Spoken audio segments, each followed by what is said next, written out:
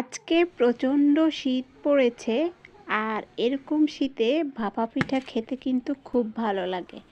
তাই এবছর আমি আজকেই প্রথম ভাপা পিঠা তৈরি করে নিলাম। তো পিঠা তৈরি করার জন্য প্রথমে আমি লবণ দিয়ে গুঁড়িগুলোকে মেখে নিলাম। তারপর এভাবে চালনি দিয়ে সব কিছু ভালো করে চেলে নিলাম। তারপর এখানে বেশ কিছু নারিকেল কোড়া, তারপরে গুড়, আবারও কিছুটা নারিকেল দিয়ে, তারপর আবারও কিছু গুঁড়ি দিয়ে চুলায় একটা পাতিল বসিয়েছিলাম ভাপা পিঠা। তারপর এই যে দিয়ে দিলাম, আর 2 মিনিট পরেই তৈরি হয়ে গেল আমার গরম গরম ধোয়া ওঠা ভাপা পিঠা।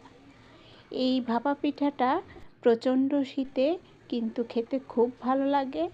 আর সমস্ত পিঠার মধ্যে আমার মনে হয় ভাপা পিঠাটাই একটু বেশি মজা।